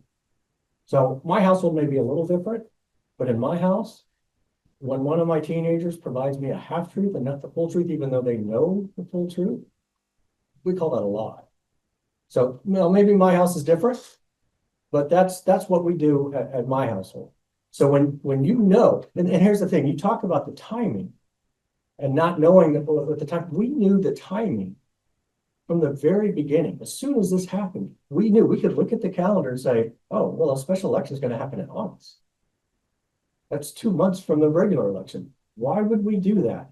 You keep talking about the cost doesn't matter. Legally, that's true, but it matters to the residents. Our residents care. $20,000 may not mean a lot to you, but that's taxpayer money, and we take that serious. We believe in being good stewards of our taxpayers. Now, there may be other boards here locally that don't care about stuff like that. It's just a fraction of a percentage of the overall budget. That's not how we do our budgets here. We care about our budgets. And why would we waste $20,000 on an election when there's gonna be another one 2 months later. Not only is it unwarranted, it's wasteful, it's unnecessary, it's illogical, but it's unfair to the candidates who want to run, including any candidate you want to run. They would have a better chance of, you know what it's like to run a campaign. It's hard. It takes a lot. You're talking about a few weeks here. Why would we do that? We knew that from the very beginning. When we knew there was a special election or petition happening. Okay, what's the calendar look like? Oh, we're probably looking at mid-August. Doesn't take much to figure that out. And where do we get the numbers for 20,000? From our city manager. We trust our staff. Our city manager told us that. So that's where that figure is coming from. You may not care about it, but our residents do. Respectfully, I would say it's not about whether I care or anybody else cares. It's about whether it's an issue for determining whether or not to certify the petitions for It's special a election. relevant fact that should be provided to the residents before they sign a petition. It's a relevant fact, that a material fact that was omitted. And for residents who find that out after the fact, that's when they say, oh, wait a minute, I didn't sign up for that. Well, it is my couple of things I want to say about that. It is my understanding that 5 people have asked for their signatures to be That is removed so from the petition. And that's why we got 591 signatures. We have no objection to somebody asking to have their signature removed. However, alleging that it was because we lied to someone is not okay. I am not aware of any of the 18 people who were collecting signatures who lied to anyone. Every question was answered that was asked, so far as I know. And I don't know how many of you have knocked doors or been in a public square and asked people to sign petitions, but typically people are reaching for the pen before you get finished asking the question. Many people would just be like, sure, I'll sign your petition. They don't have a question first. And it's not necessarily the job of the person asking to say, wait, hold it before you sign my petition. Let me tell you all of the ins and outs of the possibilities of what might happen if you sign, if you don't sign. We can't assume we need to answer a bunch of questions not asked. But my experience was every question that was asked was answered, and there was no mischaracterization, or no one I know of said anything about the behavior of the council and it being unethical or inappropriate. We simply disagree about the process. And in your talking points, did it include the fact that there's a general election that whoever is appointed would be required to run in November? I think you'll find that Because I have yet to. we hear made that a pretty person clear. That heard that. okay. I want to take just a step back. I think we've heard the positions of both Councilmember Weaver and Ms. Starr, and your basis for the petition validity. I thank you for your extensive comments and addressing so many questions. The only question that's remaining is, who do you believe has the burden in this situation? I should have asked the objectors. Who's got the burden here? Do the petitioners have the burden to show that their petition is valid? Or do the objectors have the burden to show that the petition is invalid? And if you don't have a comment on that, I understand that, but that is something the committee's going to have to decide. Who has the burden to bring forward a valid petition or bring forward a valid objection? So that's something that they're considering. If you don't have an opinion on it, I understand, but I want to give you an opportunity to think about that. And you're welcome to send me a note afterwards or visit amongst yourselves, but it is an open question for the committee to consider too in this process. Unfortunately, the legal costs require us to make sure that this is complying with the law, and I apologize for the extensive costs of our opinions here, but I want to make sure we are doing it right. Sure. Okay. Sure. Is there anything else? Your Honor? Is now the right time to give you a document? You have documentation Yeah. to provide? Yeah. Okay. Thank you very much for the opportunity to speak. Great job. Can you comment on minivan and the signatures? You know, the Oh. news on, They didn't ask me to, so. they're asking about the Right. eligibility of the electric Great. signers. People, That's- if the people in minivan are Oh. registered to vote and eligible Oh. electors, then I guess okay. Do you have more to say? Kurt is suggesting that maybe I just share that to the extent that we used the van I talked about before, the Voter Action Network, that would have been working from a list of people who were already registered voters at those addresses. Okay. Now, Yeah, not everybody was, not everybody whose signature was obtained at every door was on that list necessarily, but to the extent that we were working from that list for the most part to sort of divvy out areas to go knock doors, those would have been all people who were not only 18, but they were registered voters already. So Thank you for the just clarification. want to share that. Okay. Thank you. Do we have others who wish to address us on the petition question? You can identify yourself for the record. certainly. My name is Curtis Hollibrands. I live at 10189 Lincoln Avenue in Clive. I, earlier this afternoon, submitted a written statement. Here's a better copy or an original copy of it, but I'm going to copy to better read from I'm not going to read through my fairly extensive statement, but I will note that I was informed by Lila Starr about the Clive citizens' legal right to request a special election to fill the recent vacancy on the Clive City Council. And I thereafter signed an official petition and obtained signatures from 59 other Clive residents on official petitions in support of the special election. I raised questions about statements or allegations by Mr. Clark, point by point. There were no specifics provided by Mr. Clark. Mr. Weaver, I reviewed some social media comments from. And so Mr. Weaver is here, and so I would have to ask him. He indicated that everything that he stated on social media was factual. So I would ask exactly what evidence or facts you have for the statement that, quote, claims were made that the council was trying to skirt the will of the people and that it acted unethically by appointing rather than having an election. And you also stated petition organizers omitted relevant facts and mischaracterized the need for a special election. So what specifics, what facts do you have behind that? Well, first of all, we've already got responses from residents who have stated that much. Where? Via email to the city. So it's in the record In already? the record.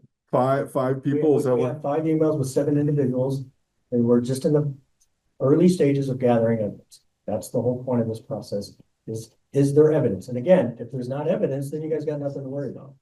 But if there is evidence, then we'll make a decision based on that. So right now your evidence is from 5 individuals? Right now, evidence is from various conversations from multiple people who signed the petition, who feel like they were misled because they did not get the full information. And you're getting their statements and they're in writing then, or evidence? Some of them at this point, some of them have not in writing yet, but have expressed it verbally and have indicated they will be doing it. So we do have evidence, but we're in the early stages of gathering evidence.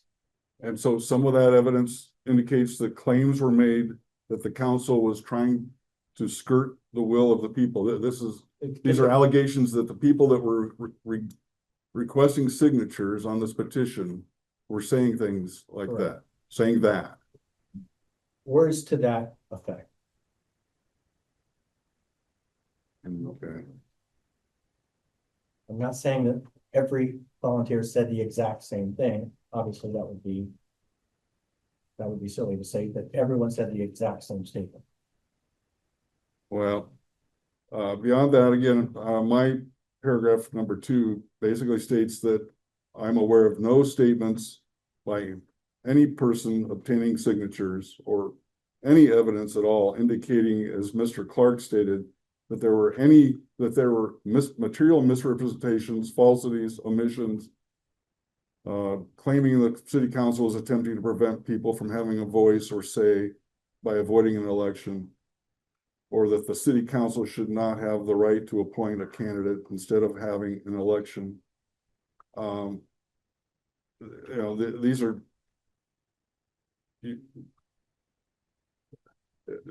his objection is not specific in stating when or who made these statements. So we don't know whether those statements are factual. That's the purpose of this process. Well, without Mr. Clark being here or providing specifics, I don't know how you can give any credence to his objection to that extent. So I also noted in my paragraph number 4 that contrary to allegations by Mr. Clark and Mr. Weaver, I'm not aware of any legal requirement for people that obtain signatures, as Lila mentioned or alluded to. Mr. Clark and Mr. Weaver seem to indicate that people obtaining signatures on a petition for a special election have to provide, quote, facts such as a regular election is scheduled this November, that this election is paid for by the county, that the appointment is authorized by Iowa statute, that regular elections have now those 3 were made by Mr. Clark. These 2 were made by Mr. Weaver, that regular elections have a larger turnout than specials, especially in August. A special election will cost the citizens of Clive at least $20,000. The council followed all legal duties and ethics. I mean, you can have your opinion on what you think are relevant facts that need to be provided before someone signs a petition, but that does not make it a legal requirement. And to expect that people are going to run through a litany of 5, 10 different statements that you think are relevant before you can take a signature, unless there is some legal requirement that someone can point to that says, these are the things you have to state before you can take a signature, I think there's no basis for that. And I also noted in my statement that the Clive City Council or the city clerk and or other city administrators are the most appropriate providers of information to Clive citizens regarding the city council appointment and special election processes. If inadequate information was provided to Clive citizens, the city is responsible for it, not people obtaining signatures who made a good faith effort to comply with relevant laws. Basically, my last statement on my written statement that I submitted says the only issue should be whether the few legal requirements stated in Iowa Code Section 362.4 for a valid petition for a special election, that should be the only issue, is whether those few legal requirements have been met. And my belief and understanding is that they have been met. Any questions? Thank you.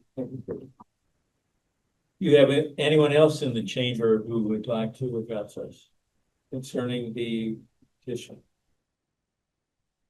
Please, the committee. My name is Bill Brock. I live in Des Moines on 3313 38th Street. I understand that you've already had a comment from a non-resident. I'm a member of an organization with Lila. And my only comment is this. I spent 30 years as an assistant Iowa Attorney General, 20 years as a director of the Consumer Protection Division, working very closely with the legislature on consumer laws. I've written a number of them. When the legislature wants to require disclosures, the legislature puts that in the law, not to be made up by somebody else. This law has provisions for petitions and states what those provisions are. They don't require specific disclosures of facts. When they are required, it's in the law and people have notice of it. There is no way the folks handing these petitions and asking folks to sign would be able to read anybody's mind about what they were supposed to disclose or not disclose. There is no such requirement. And this committee cannot supplant the legislature's role and create a requirement that's not there in the law, out of whole cloth. You can't do it as much as you would like to. I think, as others have pointed out, it is the duty of the city council to communicate with the public and make it known their concerns and their position about this. And if you were effective at that, great. If you weren't, that's the way things go. Those are my comments. Any questions? Bill, I'm gonna Yeah. take an opportunity. Yes, Christine, How are you? I'm fine. Good to see you. Yeah. I'm gonna give you the burden question. Okay. Do you have an opinion, in supporting the petition that's before the committee? Do you have an opinion as to whether petitioners carry the burden today to prove the validity? I don't know that or the that's in the law. objectors do? I don't know that it's in the law, but the law creates this ability to petition. And I think when somebody is challenging that, they have the burden to prove that what is on that document is inaccurate. If we're talking about signatures that were from folks who were not residents of Clive, sure. But I think the burden is not on the petitioners to come in and say, yes, I can prove that that is a resident. I think it's on the objectors to say that's not a resident, for example. Can I challenge you for 1 second? Sure, Fine? sure. All right, so I'm reading 362.4, Okay. subsection 3. If I was really cool, I'd put it up on the screen, but I'm not. My daughter's not here. Apologies for the Yeah, technology. but let me share with you where I think the committee's gonna struggle on this. Okay. It says petitions which have been accepted for filing, we have one of those. Mhm. They're valid, presumed valid. Yeah. Unless a written objection is filed within 5 working days. Mhm. So it suggests to me that the petition is valid and the presumption is it's valid Mhm. until an objection is filed, which then now shifts the burden back to the petitioner to say now the presumption is it's invalid and the burden goes back to the petitioner. So I'm If just the law, sharing with you, that's the struggle I think the committee's gonna see. I in the think, law. I think if the legislature had intended that, they would have said it. It says petitions which are accepted for filing are valid. Mhm. Unless a written objection is filed, then it's presumed it's invalid. It says it's presumed it's You're saying invalid. it- Unless a written objection is filed. That's all they said. So it's valid unless.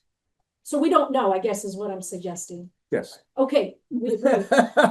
Can I challenge you on one other? Have you Sure. had a chance to look at these 2 14-day windows that are raised by the objector? The second objection raised is a timing of the signatures on it. I have not.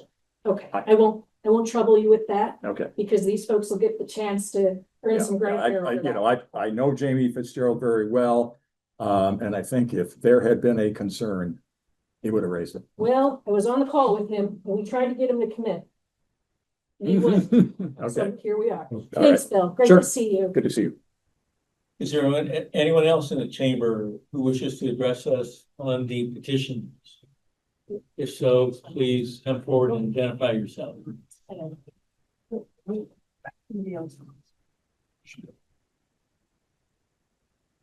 And again, at this point, it would be helpful to have comments that differ from those given earlier.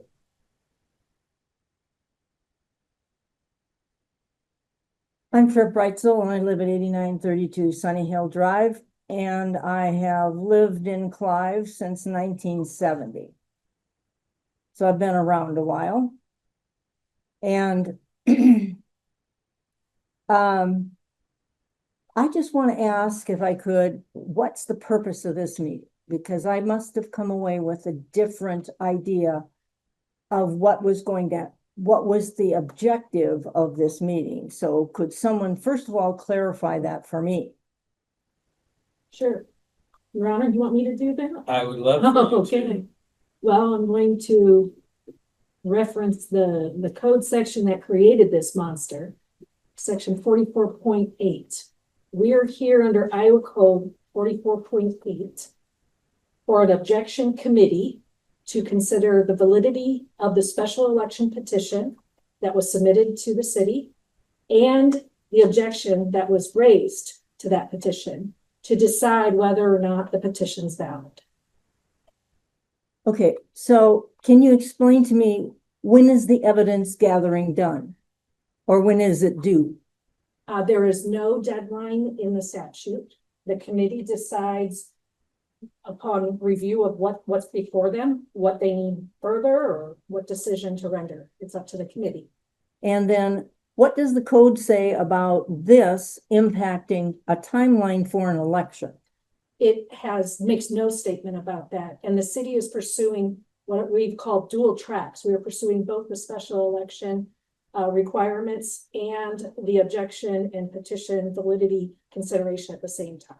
And so those, when do they converge? Never the two shall meet. That's my concern. I don't believe that's correct. The statute doesn't have a particular date. The statute says as soon as practicable.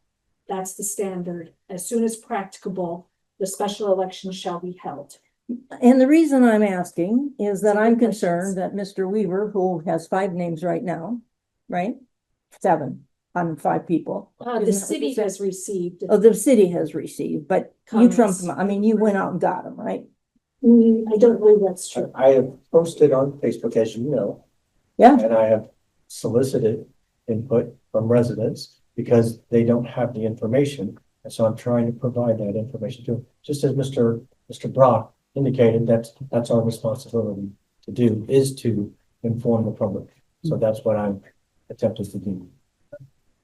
So while you're informing the public, is it also your duty to say that we believe that the people who did the petition lied?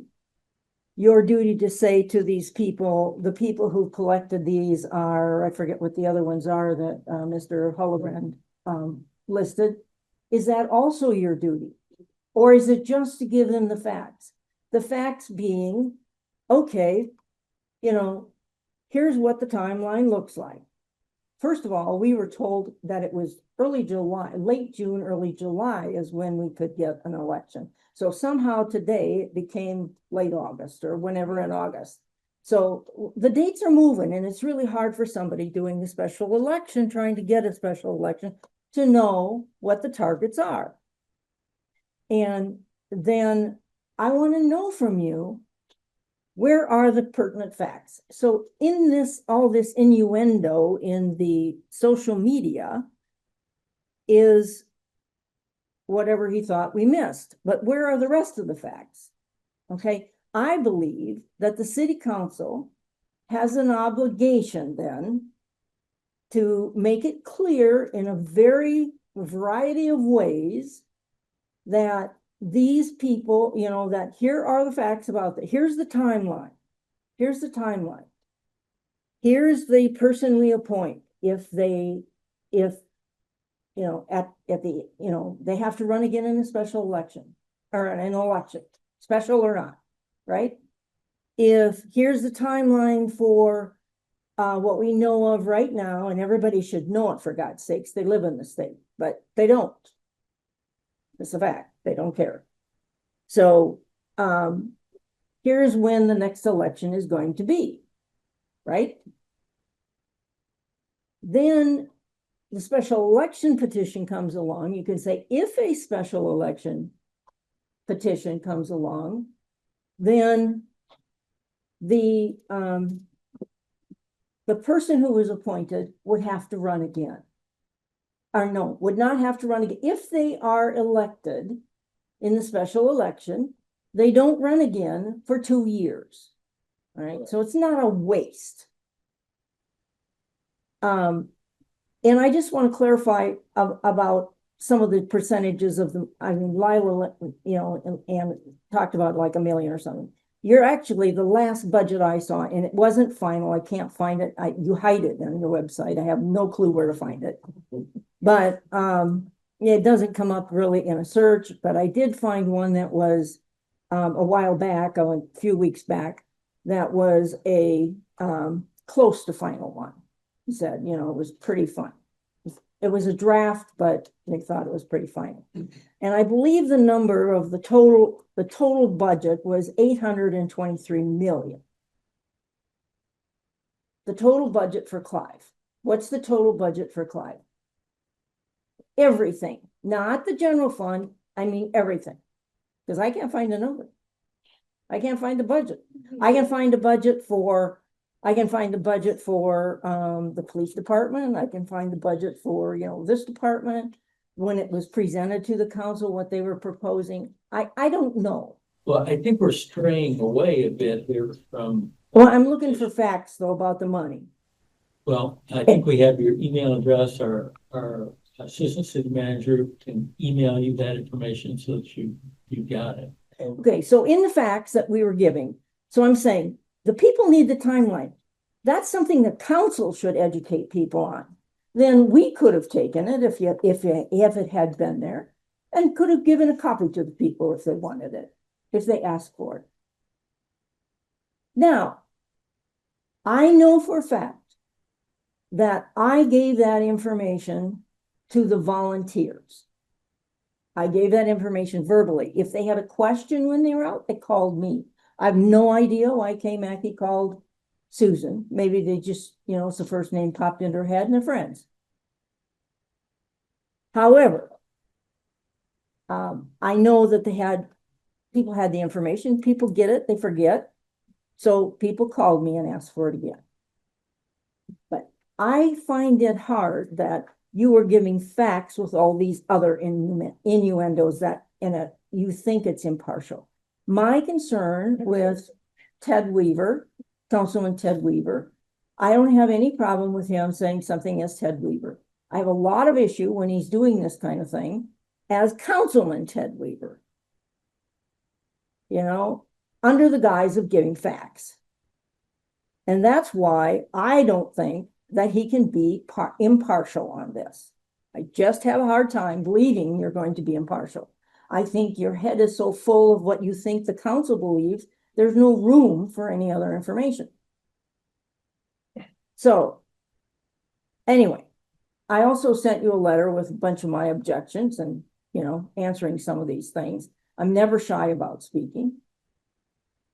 And I may be old, but I remember conversations pretty well. Any other points you have to make? I just want to thank the people that came both to speak on both sides, because at least they're active citizens. And I just want to know as soon as you have a date for when things are going to be done, because I'm looking at Christmas. It'll be done before Christmas. Yeah, maybe Halloween. Keep in mind, Halloween will be celebrated on Halloween. Yes. Right, that's right. I'll bring you a treat if it's on. For the record.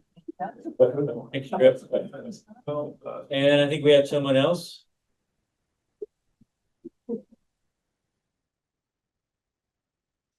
Good evening.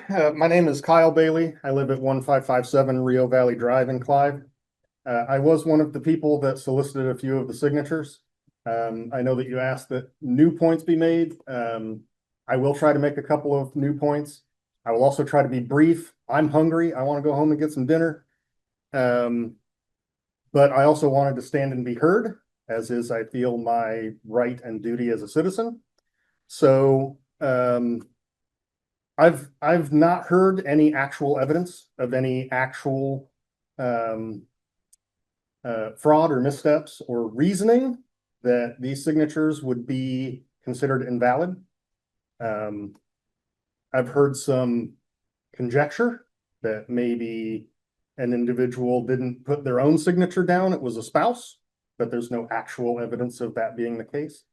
I'm not a handwriting expert, neither are you, so I don't know that you can draw that conclusion with confidence.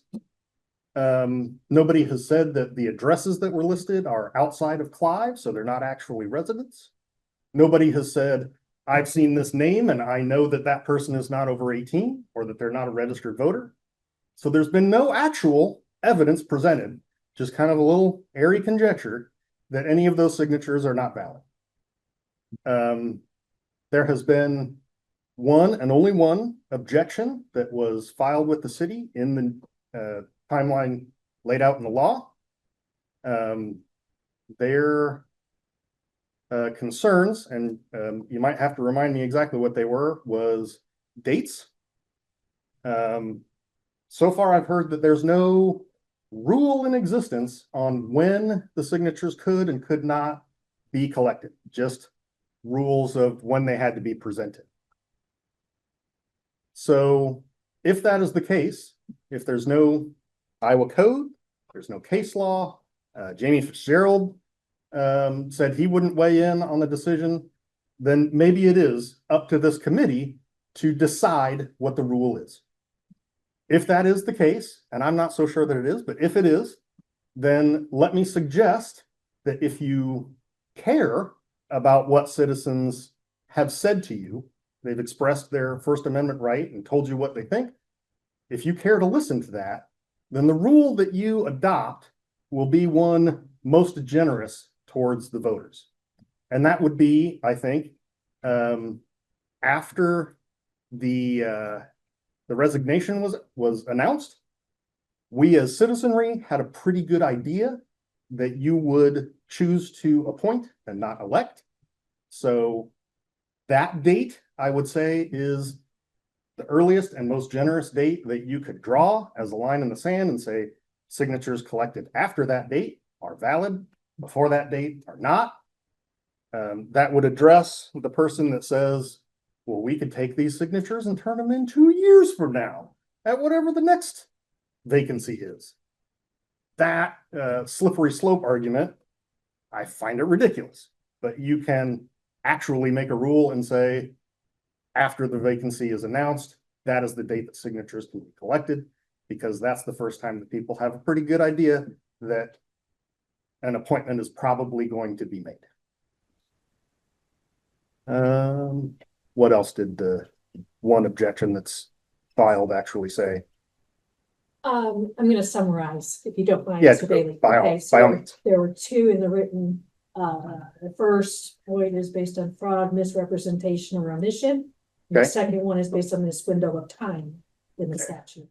I would like to reiterate the last gentleman went. There's no law that requires, as a person that is collecting signatures, what I must or cannot say to a person that I'm asking to sign my petition. You would agree, though, that you cannot lie to them. No, it can't be fraudulent. Just want to make sure there is But- at least that limit. Okay. All right, great. But it is not a reasonable expectation that I go to for example, I go to my opponent, I go to Mr. Weaver and say, what do you need me to tell people for you to agree that their signature is valid? That's not how petitioning works. I go to a person, I say, this is my concern. Would you like to sign my petition? They are welcome to ask me questions. They are welcome to do their own research. We can have a conversation about it. And it is incumbent upon the signer to feel that they are educated and sign the petition, right? So, Mr. Bailey, as this committee is considering, the statute says validity of petition. How do they determine what's a valid signature? What are the elements of validity? The person that has objected has said the signature is not valid because the person was not informed enough by the person asking for their signature. And I'm saying there is no requirement for how much I must inform them, and that is an unreasonable expectation for you to put rules on what I must tell them in order for them to be able to sign and call it valid. Right? The law lays out what they have to be. They have to be 18, they have to be a registered voter, they have to be a citizen. It doesn't say they have to know the facts that Mr. Weaver would prefer.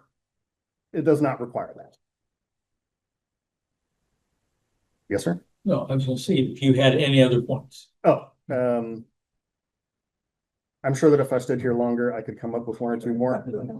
I wish that I had taken better notes as everybody else was talking, but Well, I think that I have stood and been heard. you're welcome to provide written comments or feedback to the committee as you know, something may jump. Sure. I would encourage the committee to make a timely decision instead of drawing out the decision on this until it becomes moot.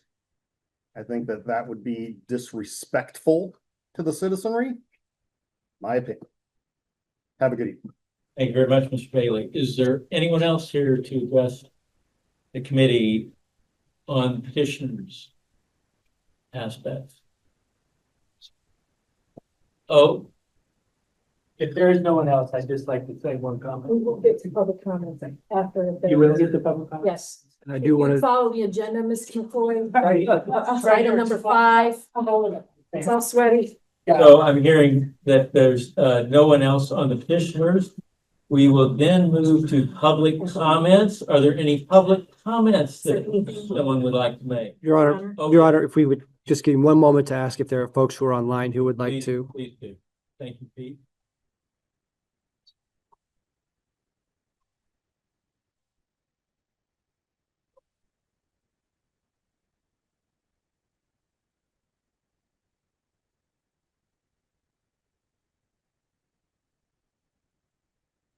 For those online, you can use the raise hand function on your Zoom screen if you would like to get my attention, or again, you can text me directly on my phone and I can bring you into the meeting. While we're touching on that, Your Honor, I did have a chance to validate some of the dates. March 13th was the date the city council voted to host the appointment process, right? They made that decision of appointment process. So under 372.13, that first 2-week window of time began March 13th. Was that a unanimous vote? Yes, it was. Unanimous vote. Does the clock start at that point or after the clerk published it? So there's something in there that says that the clerk has to publish. Your Honor, while council's looking at the answer there, I do not see anybody raising their hands online to make Well, comments. very good. Do we have anyone in the chamber who would like to comment during our public comments period? If so, would they please come to the podium and identify themselves? One more thing. I'd like to say one more thing. Please come up to the podium so we'll pick it up with the mic.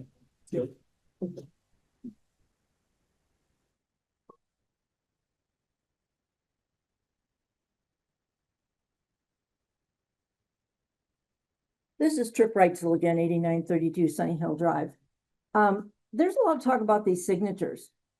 As far as and the legibility of, I can tell you, I live with somebody that you can never read his signature because it's right, but it's his signature. So do we ask people to alter their signature so you can read it? I think we made a lot of attempts to say, if you can't read it, you know, a reasonable person couldn't read it, you know, ask them at least write their name either in the line above or the line below. If they refuse, what do we do? You know, if they don't want to. So there's a lot of things about these signatures. I don't think you can legally ask them to alter their signature, nor is there a spot on the form to print their signature. So that's the failure of the form. It's not the failure of the collection. Sharing that comment. Thank you. Got a cane, you gotta be careful. I'm keeping my distance. Are there any public comments at this point? I'll keep it quick. My name is Richard Cook. I live at 1820 Northwest 155th Court in Clive.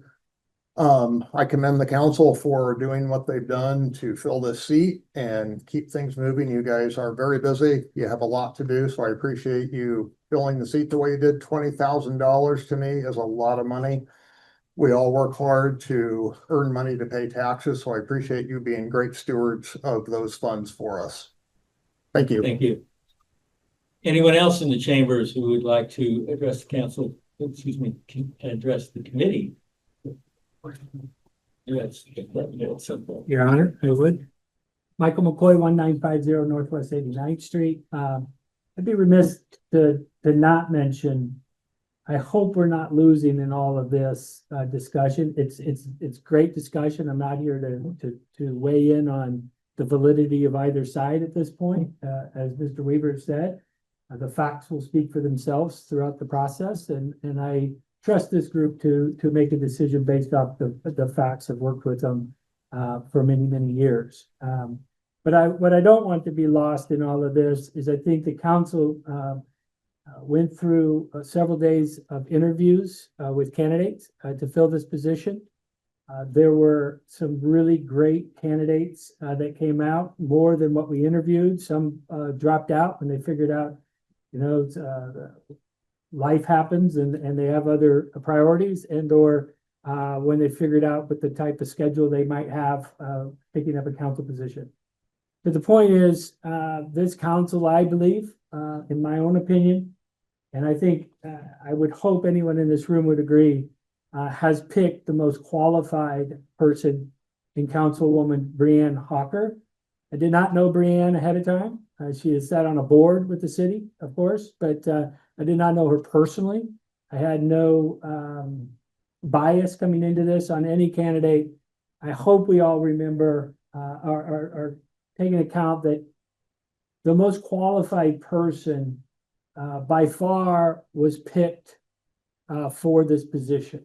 And so there was no bias, and I hope we're not taking that away from a very competent council member for the city moving forward. And I think you're in great hands with this person. And I look forward to working with Brianne in the short run, and as well as past any election that comes, whether it be in August or November. So thank you, Your Honor. Thank you. Is there anyone else who would like to address us during the public comments period? And Your Honor, I will clarify, the clerk was correct as usual. That within 14 days after publication of the notice that the council was going to fill it by that's the first week. So after publication. Which now that have been published against the maybe we'll double check that. All right, very good. Seeing no one approach for public comments, move to last item on the agenda, committee discussion. We have now been meeting for 2 hours and 15 minutes. I think we've got people here that are hungry and probably need a break. I think what we should probably do at this point is plan to continue this meeting to a later date, which will be most likely early July. We'll have to see what schedules look like, at which time we'll hopefully be in position to render a decision. So rather than end this hearing, I think we'll continue it till a date set when we can check schedules and so forth. And legal counsel, does that work? That's fine, then. Do we need a motion for that? We do need a motion to continue. I'll make a motion to continue this meeting to a future date to be determined. Second. Motion second for discussion. Oh, I'd just like to say before we close that since I've got everybody here, that being the city clerk for the city, this puts me in a very awkward position. So I think there's a lot of really good information brought forward to me this evening, and I will consider all of it. And I do not have a constituent base that I will be working with. Our elected officials have that obligation. So they come into this with they're serving their constituents. I'm coming at this from a different perspective. I just wanted to let you, Lila, know that what I will be considering is the objection that was raised. There's 3 legs to that objection, one being that there was misrepresentation, one being that there was omissions, and one being that there's a time issue. And I can tell you right now that there are the omissions I can look at your petition and see that if it was a petition filed or a special election to fill a council vacancy.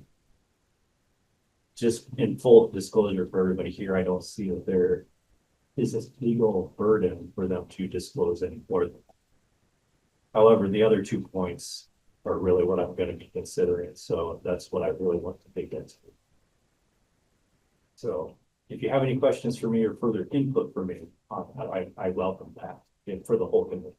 Your Honor, that raises a really good point. What's been submitted so far for the record is in front of you, Your Honor, including the 2 exhibits submitted tonight, the 22 pages from Ms. Starr and Mr. Hollenbrand's letter. So thank you for that. That'll be included in the record. And because the hearing is continued, the record is open. Should any other citizen or anyone here want to submit some further statement or I would caution everyone from using the word testimony or evidence. None of this is under oath, right? This is a quasi judicial proceeding. So if there's other things for the committee to consider, the record is open. So, right, you may receive, if there are additional comments for the clerk, that record is open until, I guess, the committee closes it for their decisions. Does that make sense, Your Honor? Yes. So I think we were in the process. You have a motion and a second. Yeah, so all those in favor of continuing this meeting to a later date, say aye. Aye. Opposed, nay. So we will continue this meeting to a date. Your Honor, were you also a vote in favor? You usually do not vote, so I suspect. Yes. Yes, okay, Well, we have 3 votes in favor. but with 2, I mean, I can do the math. That's a majority. I'd like to make my record clear if you were in favor or. Yes, I'm in Thank you, favor of ending this meeting. And Everyone else. And as everyone else is, so being no other items for the order this evening, we shall be adjourned at 7:45.